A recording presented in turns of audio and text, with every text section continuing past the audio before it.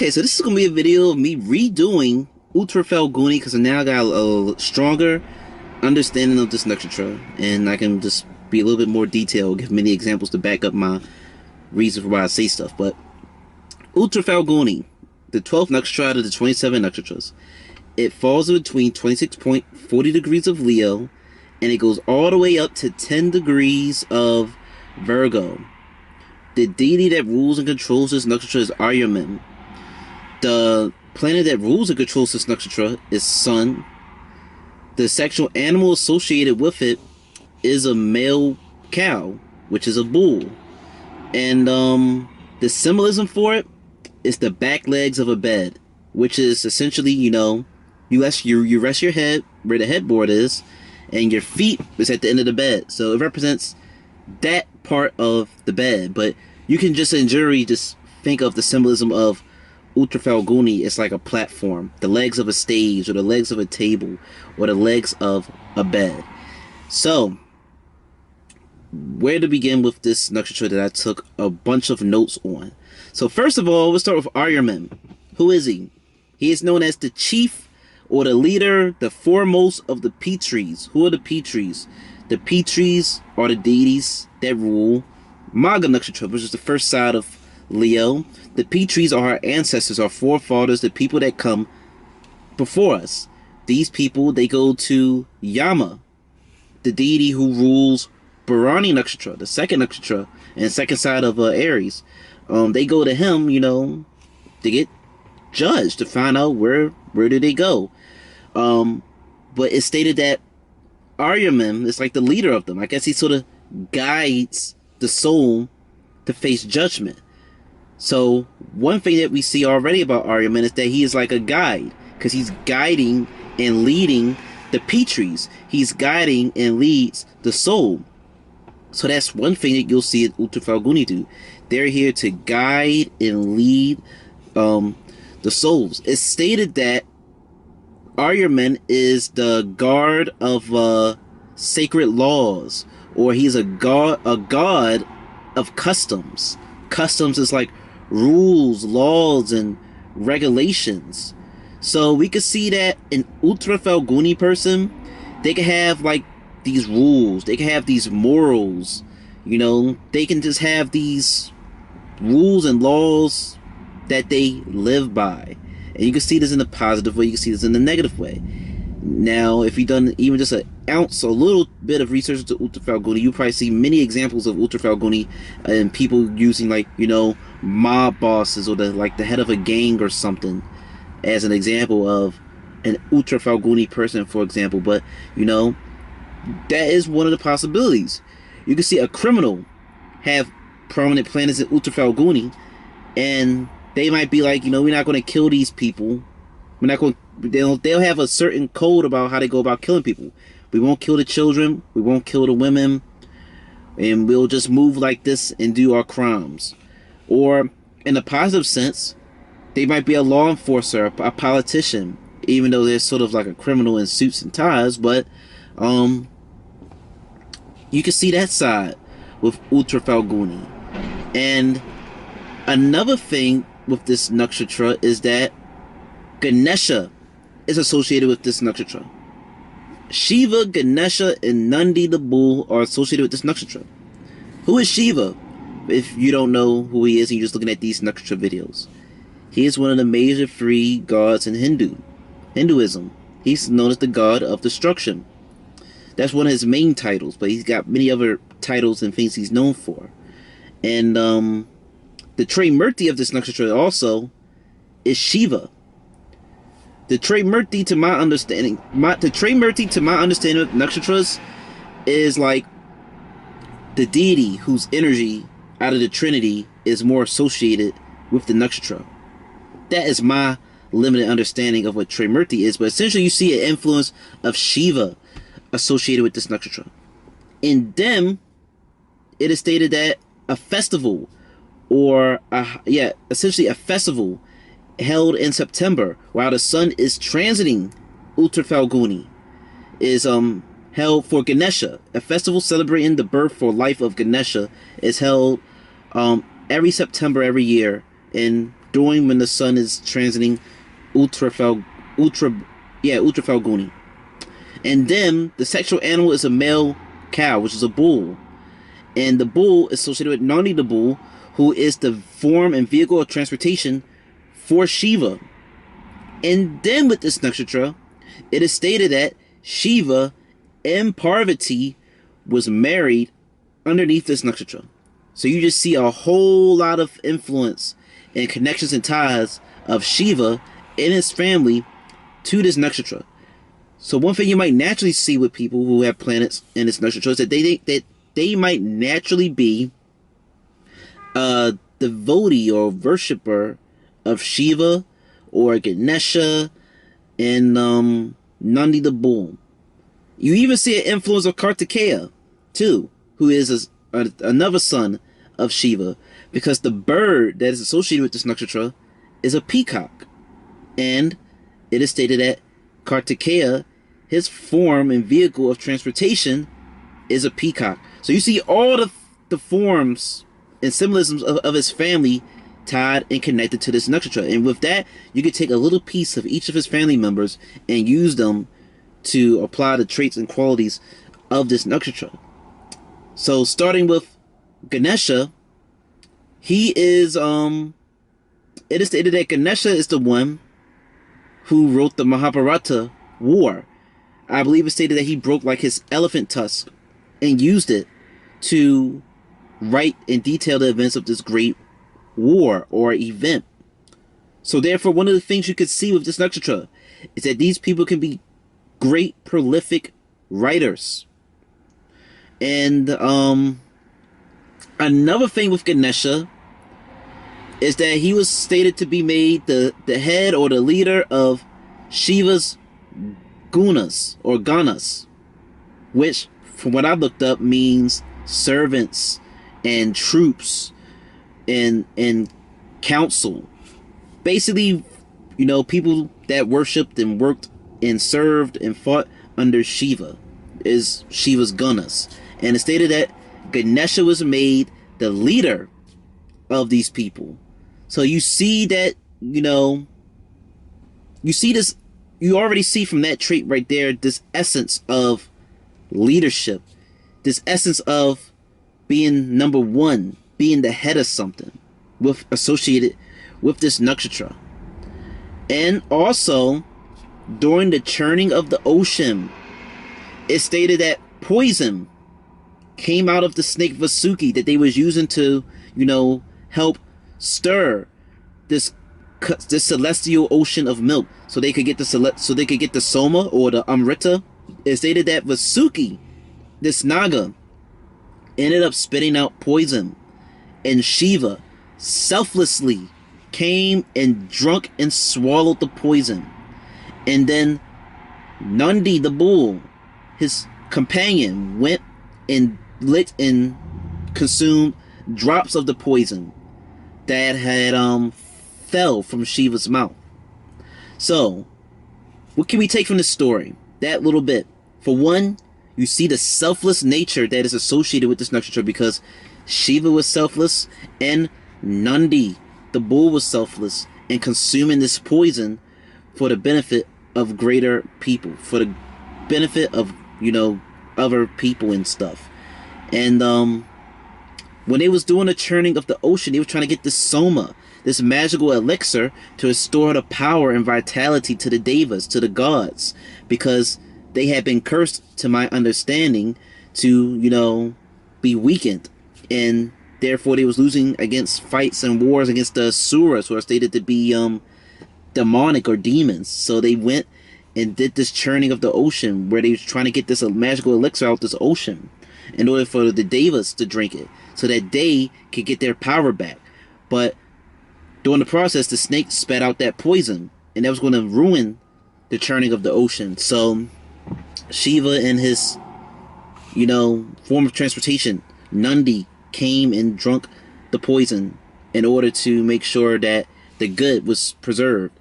So you see the symbolism of this story is that they was able to take the bad from the good. They was able to discern the bad from the good. They was able to, you know, protect the good in something.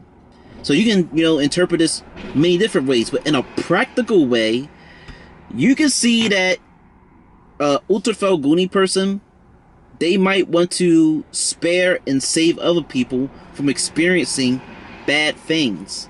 So it has been seen or stated that you could see with Uttara Phalguni people that these people can be critics. They can be reviewers. They can review, animes, TV, movies, and shows, or books, products. They might be a reviewer of those type of things. They want to save you from having a bad experience. So they'll be, Arya Men is known as the foremost of the Petries, a leader. Ganesha is stated to be, like the firstborn child of the universe. It's stated that Ganesha is stated to be worshipped and prayed and honored before other deities. So you see this sense of being number one, this sense of foremostness. So you would see the Uttara Phalguni person, they might be the one to step in front of a bullet, metaphorically. They might be the one to test something out to see if it's good or bad before they let you try it, and therefore they can spare you the negative effects of a experience of something. They'll go do and investigate something first to see how it is. Therefore, if it was bad, they save you the trouble of having to go through that experience of finding out that something was bad or unfortunate. And therefore, because of their capacity to swallow poison, to take the bad from something good, these people could be blunt. They could be blunt individuals. They could prefer you tell them the truth, or they might give you the truth, whether it hurts or not. Or it just depends on what side of the coin that the person with Uttara Phalguni might go. They could feel as though, boom, tell me the truth, and they might also in return tell you the truth, be stern. Or they could think that, you know what, I got this information, it would be real helpful to them in their situation, but I don't want to negatively impact and harm this person. So you know what? For the sake of sparing them pain from this truth, I won't tell them. You might see that side come out in a Uttara Phalguni person. But you would definitely see that a Uttara Phalguni person, they might have like this code, this moral that they might stick to, and yeah. What else? I'm looking at my notes of on my phone. So there's a story that we can tie to the symbolism of the back legs of the bed, which is the common, most stated symbolism for this nakshatra. It is stated that before this Mahabharata war, that a person named Duryodhana came in to Krishna's room, his bedroom, to ask him for a favor for the war, before the war begins. He wanted a favor from Krishna, who is the 8th major incarnation of Lord Vishnu. So, but when he comes into the room, it's stated that Krishna is asleep. So he sits at the head of Krishna's bed and just waits for him to awake before he asks him for a favor. And then Arjuna, who was another prominent figure in the Mahabharata war and is a main character in the religious text known as the Bhagavad-Gita. Arjuna comes in also wanting to ask a favor for Krishna for the war. But as I stated, Krishna was asleep. So instead, Arjuna sits at the foot of Krishna's bed and waits for him to wake up. Eventually, Krishna awakens, and the first person he sees and notice is Arjuna. So he decides to tend to Arjuna's needs and fulfill his desires before he goes and do Duryodhana's. Even though Duryodhana was there before Arjuna, Krishna still chooses Arjuna because he spotted Arjuna first. So, what can we take from this story? We see that as a Uttara Phalguni person, people might come to you and ask you for favors and requests They might ask for your guidance and leadership and advice. And Krishna, at least according to the Bhagavad-Gita and in the Mahabharata war, he became Arjuna's charioteer. He was the one that guided and moved. He guided Arjuna on the battlefield in a metaphorical sense and in a literal sense. He was the charioteer. He moved the horses. He moved the chariot. And Krishna is also always depicted wearing a peacock feather. So therefore you can make a little bit of a connection with Krishna in this nakshatra too. But you see that Krishna, in a literal sense, he was Arjuna's charioteer. He guided him and steered him on a battlefield. People could come to you, ask you for grand favors and gestures, and ask you for your advice, ask you for you to advise them, ask you for you to lead them and counsel them, ask you for you to be their charioteer in a sense. And then also on a spiritual sense, these people can guide you spiritually. Because what is the motivation of this nakshatra? The motivation of this nakshatra is moksha, which is like spiritual enlightenment and separation from the material things of this world. Krishna, on the battlefield, not only was his charioteer, but he helped, give Arjuna spiritual knowledge, because Arjuna was conflicted and morally conflicted in participating in this war, and where he would have to potentially kill family and friends. He couldn't make himself come to terms with this, but through counsel from Krishna, he was able to overcome these limitations that he had perceived. And it's stated that Krishna agreed to not raise arms, to not pick up a weapon and fight within this war. He just chose and stated that he just wanted to be a charioteer. So therefore, you can see that the people of this nakshatra, they would rather maybe fight and resolve conflicts behind the scene, indirectly. The leader of a company, you don't really see them out there doing the grunt work, being a cashier, getting their hands dirty. They instead tell other people what to do and have them do the work. So you can see that sort of leadership quality associated with Uttara Phalguni. Now, this doesn't mean that these people aren't prone to get mad, they aren't prone to get aggressive, or are not prone to fight, but you would likely see that they would maybe rather play chess. They could be strategic. They want to fight behind the lines. They want to be the general. They want to be the commander. So another thing with the symbolism of the foot of the bed is that it's interesting. You see that it's always depicted, or Vishnu, the preserver god, is always portrayed to be laying on the bed of the Naga Adisesha, or Seshnag, however you want to pronounce his name, at the bottom of the celestial ocean, which is the ocean, I believe, where the churning of the ocean happened, where the source of the Soma, the Amrita, comes from. It's stated that he lays on the bottom of the celestial oceans on the Naga Sesha, and his wife Lakshmi, who is the goddess of wealth, is always seen rubbing and massaging and cleaning his feet. So what can we take from this? We see that, for one, as I already told you, it's stated that Shiva and Parvati was married under this nakshatra. So, for one, this is known to be like the best nakshatra for people to get married under. Or this is like the best nakshatra to have like your 7th lord or your Venus in. Because you would see that potentially, because you gotta look at other things in a person's chart, that their partner, they would desire to be married or in a relationship or a commitment for a long time. So this is a great nakshatra to get married when the moon or a bunch of planets are under.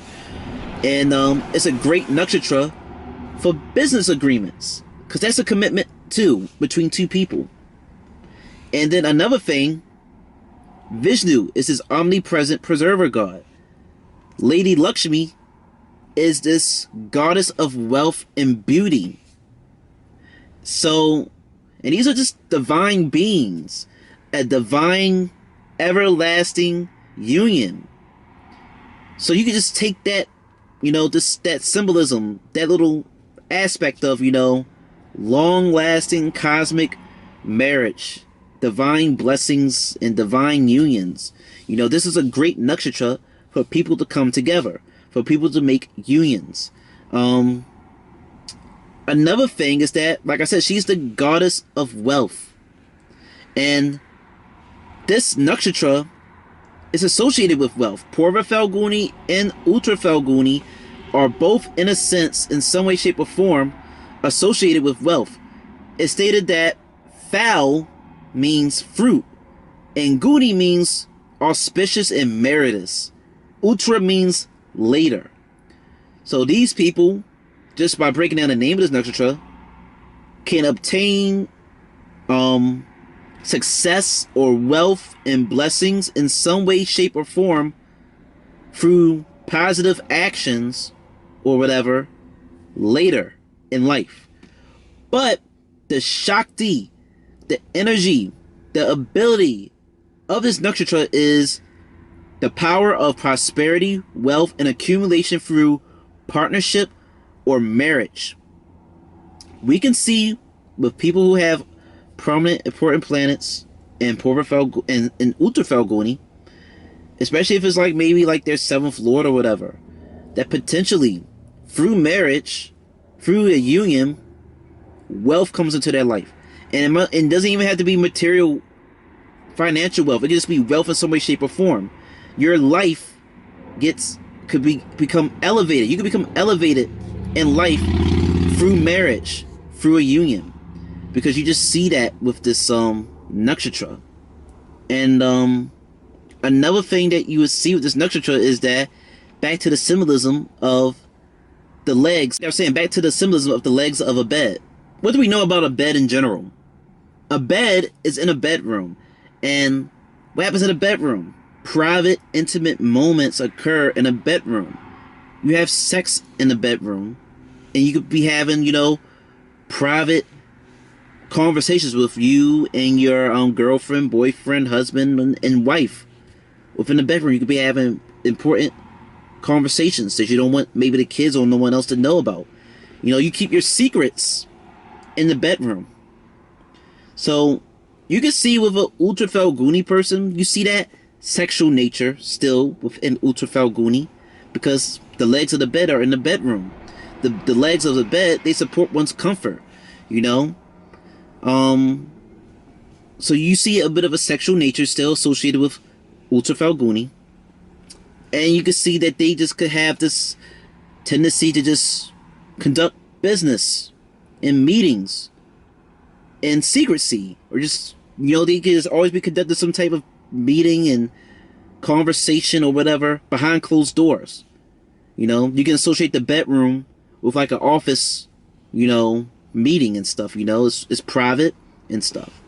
And much like how Krishna was interrupted while he was sleeping by Duryodhana and Arjuna for a request, for a favor, you can see that during intimate, private moments in your life, like in the bedroom, when you're just relaxing in your bedroom, about to make love with someone, or maybe in a meeting, conducting some serious business, someone might always hit you up, try to contact you, interrupt you, maybe to ask you for an important favor or a request. And since the symbolism of this nakshatra is primarily the back legs of the bed, which is where your feet is at, you can take symbolism of your feet with this nakshatra. So what do we know a little bit about the feet, especially in India? I believe it's more common in India that over there, they can have more so the tendency to kiss and clean and bow down and touch the feet of an elder or a respected individual, like a guru, a saint, or somebody. They can bow down, touch, and kiss their feet to show their respect and to maybe gain blessings. So, you're not going to really bow down to no one and touch their feet unless you respect them or unless they are someone of a prominent figure. So we see that with a Uttara Phalguni person, someone in your life, eventually, but specifically, if you're running the Mahadasha, yes, especially if you're running like the Mahadasha or just the Sub-Dasha, the Antardasha of a planet that is sitting in Uttara Phalguni, then you might see that during that time period, you might, someone might come to you and bow down to you at some point. Not maybe literally or maybe metaphorically. They might come to you and be like, wow, you're great at what you do. Could you please guide me, lead me, or advise me when it comes to this? Or, I just respect what you do, man. I just want to, give you my thanks and ask for your blessings or give you my blessings or whatever. Or maybe in another sense, you might see your enemies. They might bow down to you at some point. Or people might just, you might just gain the respect of the people. Even your enemies. Even professional athletes and competitors. After so many harsh competitions against someone who is considered to be their rival, there's still sort of like this respect for this individual who is like their competitor, who is like their rival. Because it's like, damn, I hate you, but I respect you. Or damn, I hate you, but you're good. I gotta respect you. Your enemies, people who might do you wrong and dirty, they might respect you at some point. Like, they might have... there's too many examples I can give for this, You could have had a falling out with somebody. Y'all go your separate ways. They might come back and say, you know what, they was the problem. They sabotaged this. Or that you're so great, you're so awesome, and I'm sorry. Or you might see something like that play out with a person who have important planets in Uttara Phalguni, and especially, like I said, when you're running the planetary time period, the Mahadasha of a planet like your sun, or the moon, or the Ascendant Lord, or the Atma Karga, the planet of the highest degree.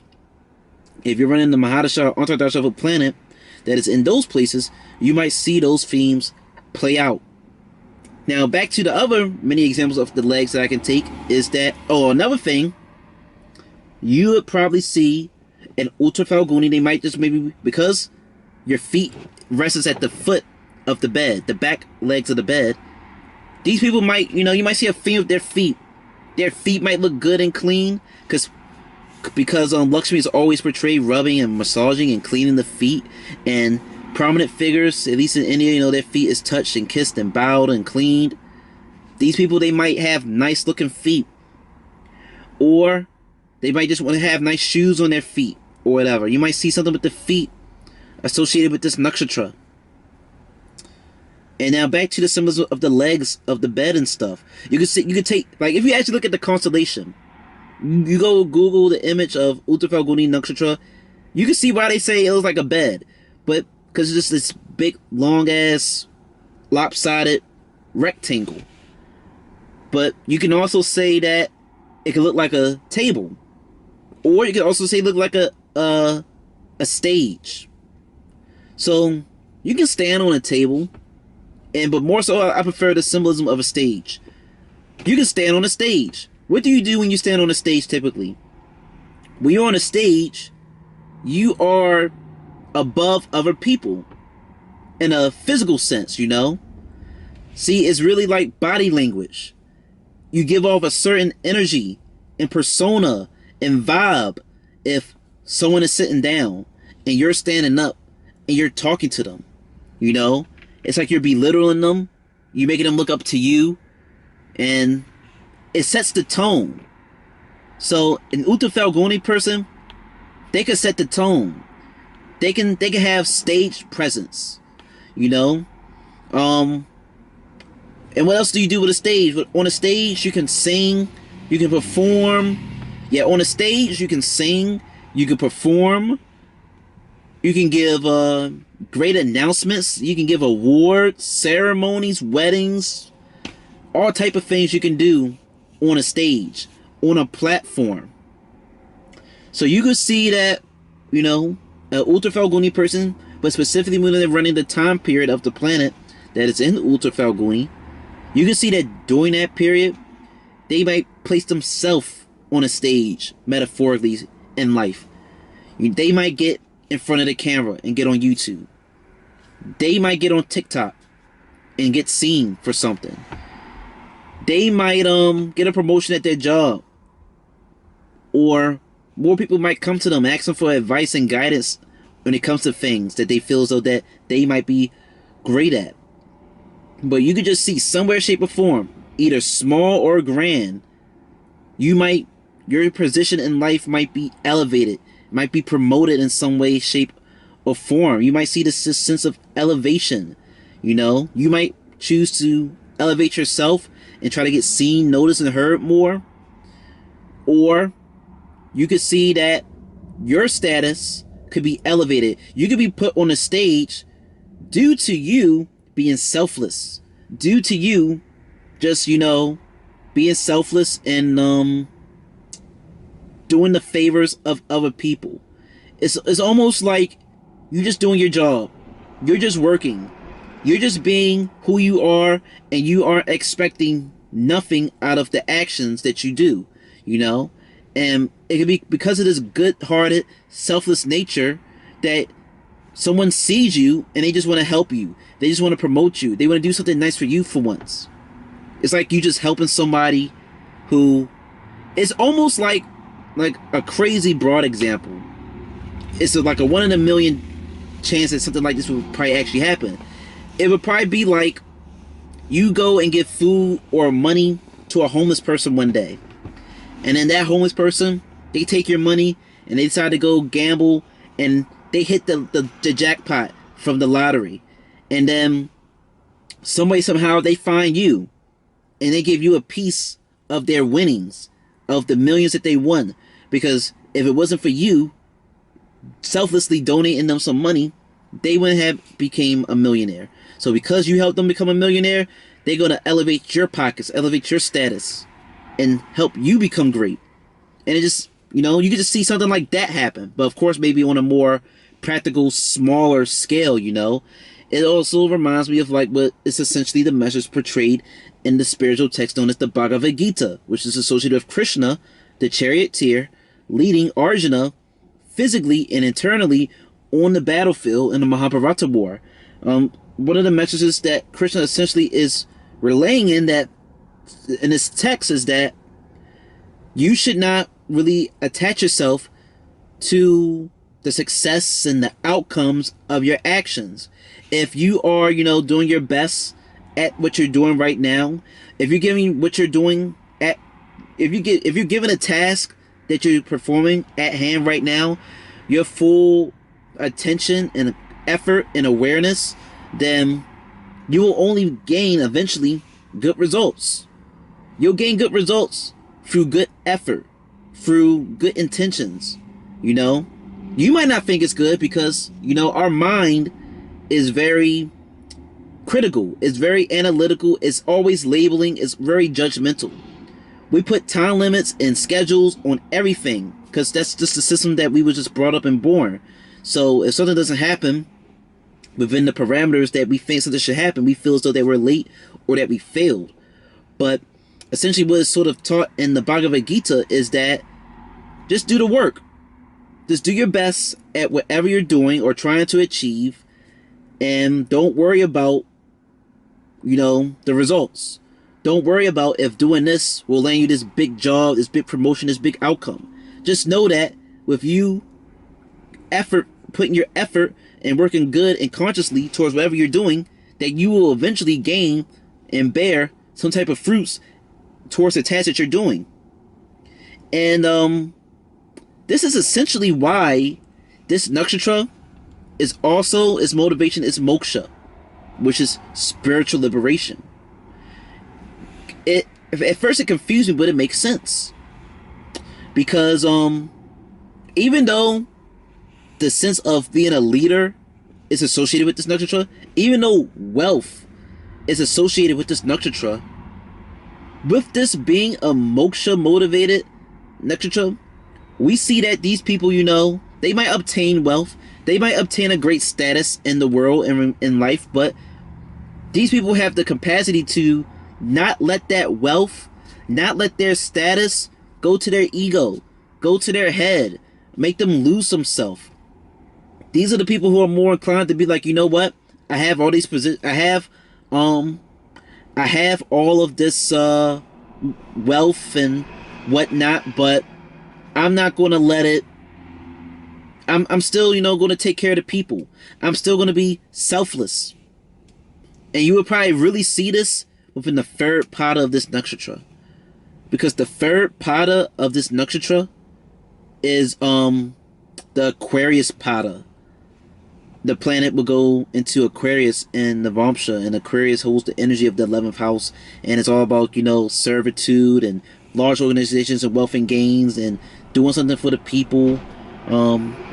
Yeah, but anyway, I don't want to confuse you with padas, which is smaller segments of a nakshatra, but you just see that in general with this nakshatra, these people, they have the ability to not, you know, they can be involved in the material world and still be a spiritual prominent figure, but they don't let the material possessions cloud their judgment and stuff. And this is why you can see that these people are they're selfless. They can be a selfless, good, moral, righteous leader, or they could be a good leader and could be immoral. Like I said, they could be a criminal, you know.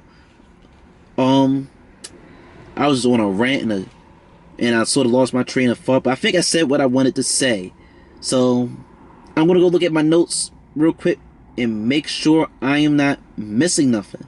So let's go to the sexual animal. The sexual animal is a bull. A bull is a male cow that is muscular. It's not castrated. They got the horns, they got all these muscles and stuff. So one thing you can see either in a physical sense or a metaphorical sense is that physically, these people, they might be very muscular, or they might be toned or in shape. Or in a personality form, in a personality perspective, these people could just have a very strong personality. You can really see these people be involved, even though the essence of this nakshatra is like being a leader. You can see these people take little lower, meager jobs, you know, because what is a, like, you know, a bull associated with? Aside from fighting, which I'll get to, bulls and all that stuff, they are like on farms with cows, and working on a farm is a bunch of physical manual labor. So you can potentially see a bunch of Uttara Phalguni. They could be maybe involved in jobs that could be physically laboring. And also that goes back to what I was saying. I told you that the legs could be the legs of a bed, the legs of a stage, but also the legs of a table. What do you do usually with tables? On a table, you might serve someone food. You can do a lot of things with a table, but to get the point across that I'm trying to get is that you can serve food on a table, or you can sell merchandise on a table. So you can see that with an Uttara Phalguni person, one essence could just be maybe them just serving. Your regular average Joe at Starbucks, Dunkin' Donuts, McDonald's, Burger King, Chick-fil-A, Walmart, Target, GameStop, Amazon, Best Buy, whatever. Your regular average day retail worker. They can be Aryaman. They could be Ganesha. They can be the leader of the Gunas, the leader of the Petries, the foremost of things at their regular everyday job. That's a more practical, great example of this nakshatra. You might not think that, oh, this is just a regular person, but at their job, they might have natural leadership capabilities at their job. They could have a superior, a supervisor, a manager, but hey, you should be a leader. You should be a supervisor because you're great at what you do, you know. Or the people, their coworker, they just naturally respect them. You could probably see that like a job, you know. So those are some of the things that you could see with the people of this nakshatra. And let's get into bullfighting. So It stated that bullfighting originated in Spain, but it was inspired by like Greek culture, because in Greece and stuff, that's when they have like gladiator fights for entertainment. And essentially, bullfights is you doing the same thing, except it's not two people fighting. It's a matador and a bull going at it. So it stated that the first official known earliest, record or whatever of bullfighting occurred in Spain to celebrate the coronation of a king. What is a coronation? A coronation is like a celebration or event where someone is elevated in life. They become a king or a queen, or they become crowned. So yet again, you see that symbolism of Uttara Phalguni when it comes to being the leader of something, being the best of something, being known well for something. Bullfights was used to celebrate events like becoming a king, becoming a ruler. It stated that bullfights was used to celebrate weddings and religious festivals. And since bullfighting was inspired by like gladiator games, what was the purpose of gladiator games? The purpose was to entertain the rulers, to entertain the masses. So you see different levels with an Uttara Phalguni person. An Uttara Phalguni person, they could be the ruler. They could be the ruler who is being entertained by the bulls. Or the Uttara Phalguni person, they might be the I don't know. I saw the laws where I was about to say the Uttara Phalguni person, they could be the people in the crowd watching the bull. But in a sense, the Uttara Phalguni, they could also be the bull. So yeah, the Uttara Phalguni person, they could be the leader, they could be the audience member, and they could be the bullfighter. You see, the bullfighter or the bull, he's entertaining the people. So what can you take from that? A Uttara Phalguni person, they could be an entertainer, they could be your comedians, they could be a television personality, podcaster, YouTuber. They can represent all forms of entertainment, because that's what bullfighting is. It's a brutal form of entertainment, but it is morally conflicting, morally wrong, but it's entertaining. So you might see with an Uttara Phalguni person, they might have a dark sense of humor. And they can just find things that you might not find funny entertaining. Or they can participate in activities to entertain other people that might be morally wrong. But in general, you can just see that these people, that bullfighting is just associated with, or was associated with, grand events. And bullfighting today is illegal almost everywhere, I believe, except for like, except for like, I believe it's still legal in Spain. I hear that it's legal in some parts of France. And I believe maybe like Portugal. I'm butchering up the word, but I know for sure that in Spain it's still legal. So we now know that for the most part, bullfighting is illegal. So how can we take that to Uttara Phalguni?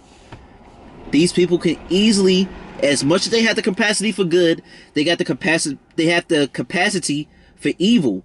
And they could be involved in a lot of illegal activities. The Uttara Phalguni can fall susceptible. It can be susceptible and vulnerable to a bunch of illegal activities and practices. So, what is another thing that you can see with Uttara Phalguni? Forgive me for looking at my notes. I just don't want to miss nothing and kick myself. So, let's get into the issues that... Also, another thing, because of the feet. I keep taking symbolism from the feet. You can see that an Uttara Phalguni person, they might love to dance. They might love music. They might love to dance and all that stuff. Because you dance with your feet. Shiva is the Trimurti of this nakshatra. He's portrayed beating a drum and dancing and whatnot. Krishna, he had a peacock feather in his head. He loved playing his flute. And he loved to dance. So you definitely can see entertainers and dancers and musicians with this nakshatra. This is a very diverse nakshatra that you can see a whole lot of things associated with it. So let's get into children. You might see an Uttara Phalguni person, they might have issues with their children. or at least their firstborn. There might be some issue between them. And the reason you would see an issue occur between their child is, all you got to do is look at. So the reason you would see an issue potentially occur with children with Uttara Phalguni is because, for one, the peacock. There we go. It's a lot of things that support this. The bird associated with this nakshatra is a peacock, and the peacock is not the only. Uttara Phalguni isn't the only nakshatra where a peacock is associated with. I know that Kritika has a peacock associated with it as a bird, and I believe, do not quote me on this, I believe the Nista bird associated with it is the bird associated with the Nista is a peacock. But I definitely know for sure that Kritika's bird is a peacock. But anyway, with the peacock, Krishna, he wasn't raised by his biological mother and parents. So you see a theme of adoption right there. 2, Kartikeya rides on a peacock. But Kartikeya, he wasn't raised by Shiva and Parvati. He was initially raised by these wives of these sages. Well, the divorced wives, the widows of a sage, they was divorced wives of a sage. And I'll get more into that in a moment. And then Nandi, he was eventually, he was born through a ritual. And he eventually ends up leaving his father to be with Shiva forever. But now we'll get into detail with all these stories, so I don't sound crazy and just scattered-minded all over the place. I just know where to start. So first, we're going to start with Ganesha. What do we know about Ganesha? Ganesha, he was created by Parvati. He was created by Parvati, and I believe his task was to, just guard and watch over, this entrance to a bathhouse or whatever, and make sure no one gets in. That was his job, to just guard, just make sure no one comes in and interrupts her. Now, Shiva knows nothing about this little boy who was just created by his wife. So he comes home or whatever, and he sees Ganesha, and Ganesha not gonna let him through. They get into a fight. They get into a big fight. A fight where Ganesha ends up besting his father, and Shiva has to get the help of other devas, other gods, to intervene and help him. Eventually, they was able to kill Ganesha. They decapitated him. And Parvati was upset because she felt and found out that her kid was killed. And she ends up, and other women goddesses hold a war and a big fight between, the devas, the male gods, and the female gods broke out.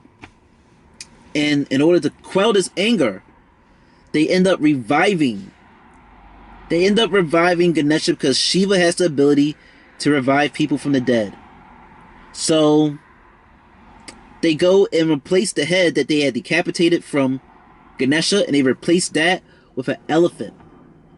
And as a boon, as a wish, and as a peace offering, Ganesha was blessed with the ability, he was blessed with the honor to be worshipped and praised before other gods and stuff.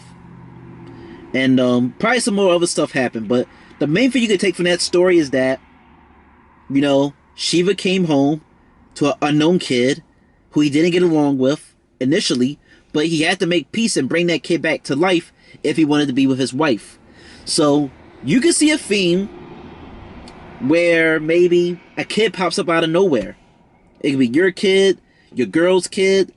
So maybe a kid could just come out of nowhere, or you could date someone, they have a kid, and you might not get along with them initially, but you know that you're going to have to make it work between you and that kid if you want to be with the girl, or you have to make it work with that kid if the girl want to be with the guy.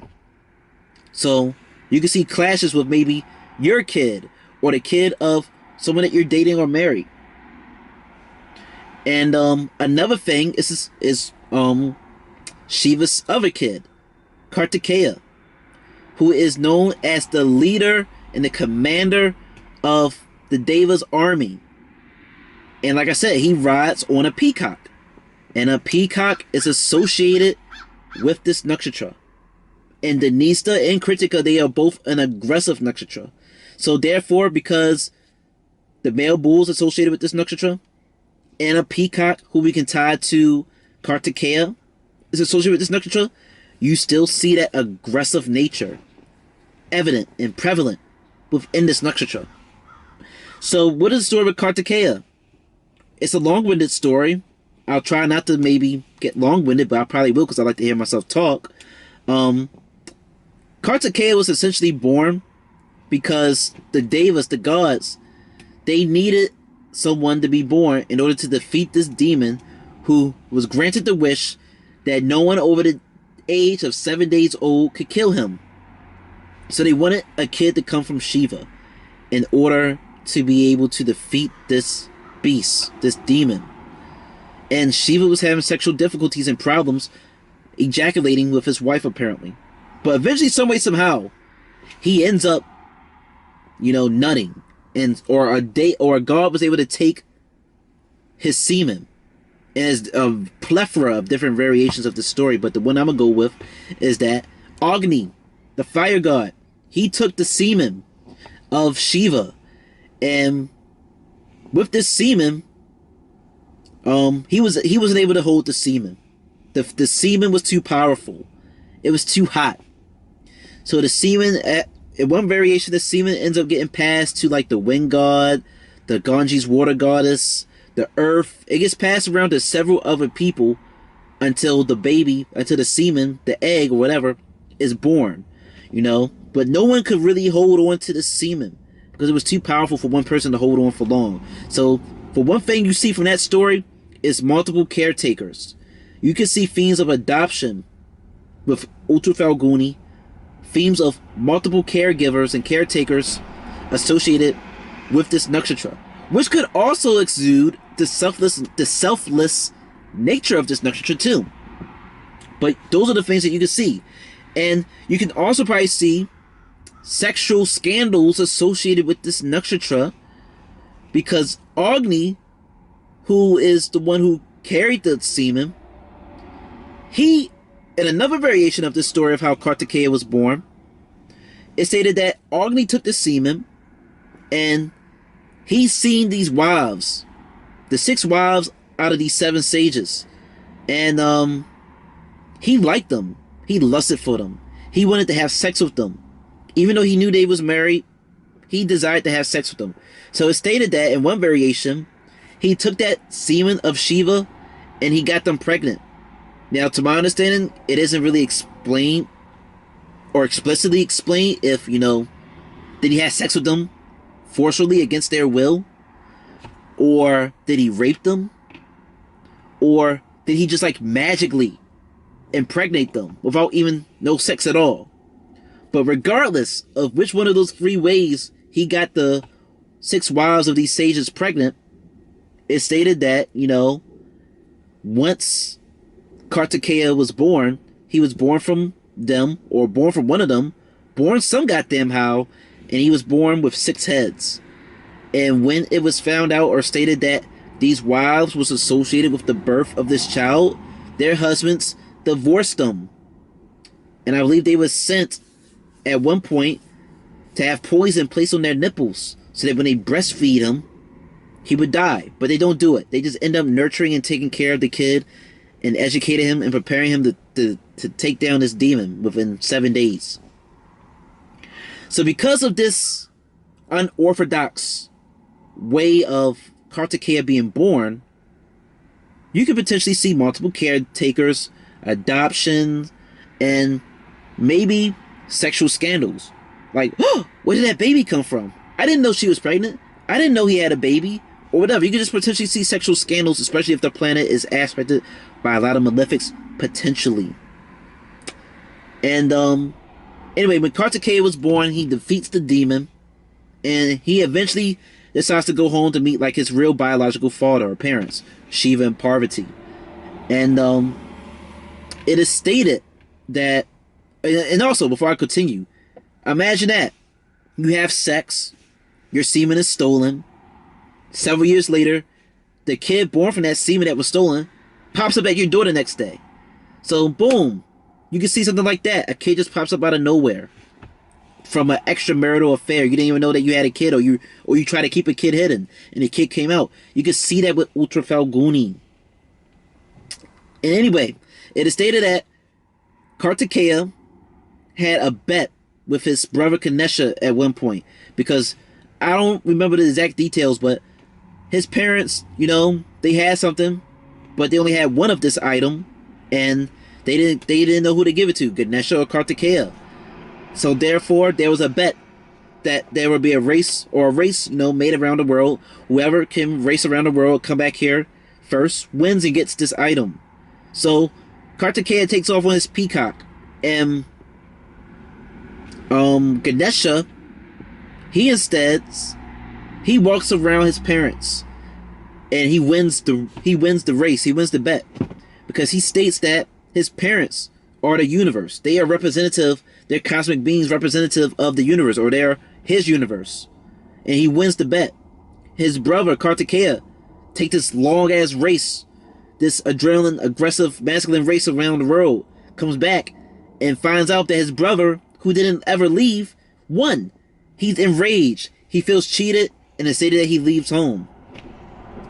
So, you know, you can see a theme like that play out with your children, where they can feel cheated, where they can feel wronged and robbed, or a kid can just pop up out of nowhere, or you date somebody and you don't get along initially with their kid, but you're going to have to make things work with that kid if you want to be with the person. You will see that happen with Uttara Phalguni potentially. And yes, those are the themes of why you can see adoption and issues with the children associated with Uttara Phalguni. And also you know, a peacock is very attractive, or a head turner. They're flamboyant because of their feathers. An Uttara Phalguni person, they might be a real nice dresser and real flamboyant, or look very attractive. It's stated that male peacocks, they can give off these fake copulatory sounds, which is sexual animal moans and sexual cries, and they do this to attract other women, you know, because the women, they think, oh, this is a great lover, this is a great lover, you know, I want to be with this person. So this person could be very sexual, attract many lovers, many people, and whatnot. And also because I said that, you know, bulls is like associated with being in the field, you know, farm work. And what's associated with a farm? Plants and crops and food. So you see that fruitful nature in a literal and metaphorical sense associated with this nakshatra. You can see the fruits and the vegetables being materialistic wealth or sexual, you know, tendencies with this nakshatra. And I'm trying to make sure I'm not missing nothing else. So this is a nakshatra that falls in two signs, Leo and Virgo. On the Leo side, I gotta look at my notes because I'm saying a lot of information. On the Leo side, they'll be more selfless. I mean, they'll be more selfish. The Leo side could be more selfish, and they could probably be the ones who want to be seen more on like a platform and be known and worshipped and praised for their knowledge, and probably want to be seen more on like a platform, on like TV, social media, or whatever. And like I said, you can see these people want to be like a great author and gain recognition through their works and their teachings and portrayals in the media. The Virgo side is more sneaky, clever, private, and introverted, and want to work behind the scenes. And they could be more vulnerable to having maybe secret, hidden sexual encounters. They could be the ones who could be the they can use their skills of speaking and articulating words for malefic things or good things. They can manipulate you and sway you with their way of speaking, like a politician, like a leader. Because, you know, Uttara Phalguni, they have that aggressive, sharp nature, but they more so, they want to win you over without using their fists. You can catch more bees and honey. I mean, you can catch more bees with honey than you can with vinegar. You're a real intelligent person if you can stop a war before it begins, or if you can end a conflict without fighting. Anyone can throw a fist, throw a punch, shoot a gun. It takes more skill and wit to resolve a conflict with your words and changing the way someone's think before you pick up a weapon. So these people could be real smooth, sweet talkers or liars and stuff. The Virgo side is more prone to have conflicts with their family in relation to their wealth. And you could probably see more so on the Virgo side, these people have the greater capacity and tendency to win over their enemies. Because it's even stated that Kartikeya, before he was blessed with a peacock as his form of transportation, it stated that that demon that he killed within 7 days, it stated that he ended up killing that demon or whatever, and that demon ended up, becoming transformed and becoming his peacock, his form of transportation. He essentially slayed his enemy, and that enemy became subservient to him, in a sense. So, I told you, Uttara Phalguni, they can do that. Their enemy might respect them, they might crush their enemy, have a fallout with somebody, and then next thing you know, they respect them, come back, apologize, it might be serving you. So you can see more so on the Virgo side that you would see that trait of winning over your enemy in some way, shape, or form, and they become subservient to you. And specifically between the degrees of 3.20 degrees to 10 degrees of Virgo, you would probably see them be more generous with their wealth and have great counseling capabilities and qualities. Because opposite of 3.20 degrees of Virgo to 10 degrees of Virgo is Pisces, which is Uttara Bhadrapada. And the, Pisces from those degrees, in Uttara Bhadrapada, the sexual animal associated with it is a cow, which is a female. Cows is very nurturing. Cows is associated with being associated with sages, like Sage Vashista, who had the Kamadhenu cow, this magical wish-giving cow. The cow we always take from the cow.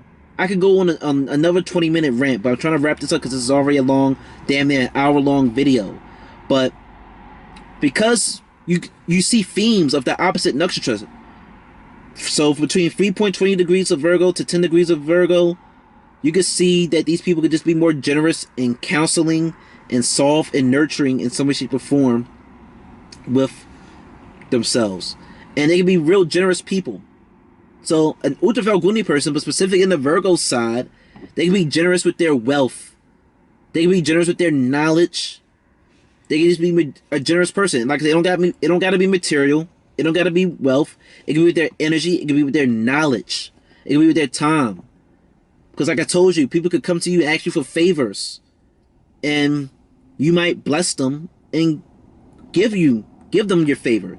And it could be for your selfless acts of living without expecting nothing in return, that the universe or whatever and God blesses you and elevates you on a status. And like I said, the Leo side, they could probably be more aggressive and fierce, because between the Leo side of this nakshatra, the opposite nakshatra of that would be Aquarius and Purva Bhadrapada, where the sexual animal associated with that is a lion, a male lion. Male lions are territorial. Male lions are aggressive. A male lion, if he comes into the pride land of another lion, if he comes to that lion's territory, and if he kills that lion, he'll kill that lion, he'll kill his kids, and then he'll have sex with the wife and make kids with her. So you can see this protective and just crude and mean and nasty nature associated with the Uttara Phalguni, but specifically in the Leo side, where they just be real mean and nasty. And like I said, these people, they could be critics, they could be reviewers. They want to counsel and lead and guide your soul in the right direction. And it's also stated that this nakshatra, that Aryamem, is a protector of mares. Mares are female horses. The nakshatra that's associated with the female horse is Shatabhash's nakshatra, which is in Aquarius, whose deity is Varuna. And it's stated that Aryamem name is invoked with Bhaga, who is in Purva Phalguni, Mitra, who is in Anurata, and Varuna, who is in Shittabhashash. But like I said, Shittabhashash is associated with the female horse. And Varuna was the original leader and god of the Devas. He also carries a noose because he fulfilled the role of Yama before Yama existed. He judged the soul and guided the soul in the right direction. So you can see that trait being, you can see justification for that trait even more in this nakshatra. But I'm done with this super long, hour-long video explaining Uttara Phalguni. Oh, it was much better than my original one, which I'm going to get rid of as soon as I upload this. But if this was a great video and it helped you, like it, comment, subscribe. You want to book a consultation or something, click the About Me section in my YouTube video and click the link. And thank you for watching as I put a lot of effort to understanding this nakshatra. Thank you. Okay, I thought I was done, but I forgot one more piece of information in regards to Uttara Phalguni. I forgot to tell you about Nandi the bull's birth. So after I say this, then I'll be long. I'm sorry for the super long video, but if y'all got the patience to listen to all this knowledge, then whatever. So Nandi was born because a sage wanted to have a kid. I believe his name is known as Sage Shalada. He wanted to have a kid, so he did offers and penances and prayers. Initially to Indra, who told him that he needs to pray to Shiva, and I think he wanted to have a kid to be immortal. And Shiva, after the guy did like 1,000 years of prayer and offerings and penances, Shiva appears and grants him his wish and gives him a son, gives him a kid, and the kid is born from these sacrificial fires. And the kid, he is taught sacred knowledge, scriptural texts, and one day 2 sages appeared to visit the father, and they looked at the kid and got sad, told the father that they don't see that the kid is gonna live very long. The father was sad. The boy knew and seen that his father was sad. He inquired, "Why are you sad?" I'm sad because I was informed that you're gonna die. The kid was like 8. I believe it stated he wouldn't live past 9. He was going to die. So Nandi, the boy, was like, "No biggie. You say I'm here because of Shiva. Well, I'll just go pray to Shiva. Ask him to maybe resolve this, fix this, spare my life." So the child prays to Shiva, gains the attention of Shiva, and Shiva makes the boy immortal and makes him a bull, because Shiva said he needed a form of transportation. So he makes him a bull and said that, you'll be with me forever, for all times, and all that stuff. And it stated that, Nandi is like a guard of Shiva. You can't really see or get to Shiva without getting to or through Nandi. And Nandi, once he became the vehicle form of transportation for Shiva, he was taught yogic and tantric techniques. Because one thing about Shiva is that he stated and known to be like the greatest mystic, the greatest yogi. What is yoga? Yoga means union. And over here in America, yoga is primarily practiced in one form, which is bending and stretching exercises. But yoga is actually a discipline and techniques and methods to calm and still the mind.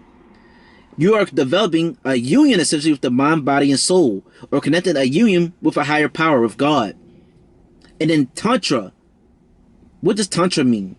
From what I looked up, the word essentially means to weave or wove, which is very similar to yoga, which means union. One is union, one is to weave and wove.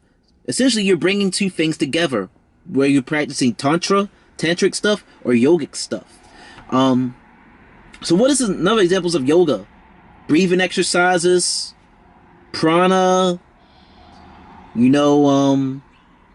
mantras, hand signals and signs and stuff.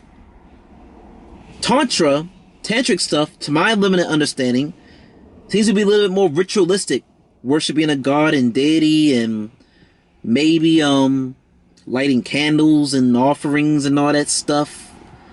When I try to look up the difference of like yoga and tantra, they list some differences, but they say that when you look up what is tantric things, it's like an amalgamation a bunch of different things and interpretations of what is specifically known as Tantra or Tantric stuff.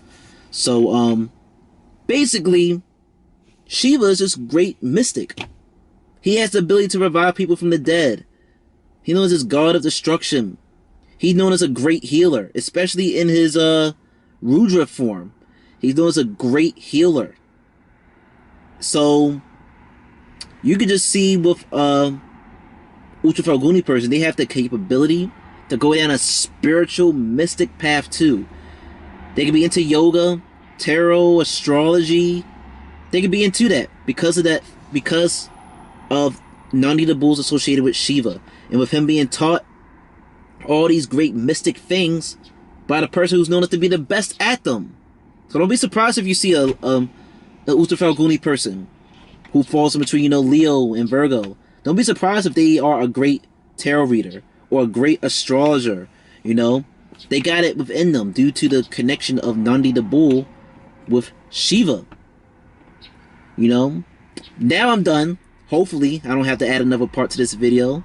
Thank you for watching. Like, comment, subscribe. Book a consultation or a reading, whatever, in the About Me section of my YouTube page. And thanks for watching.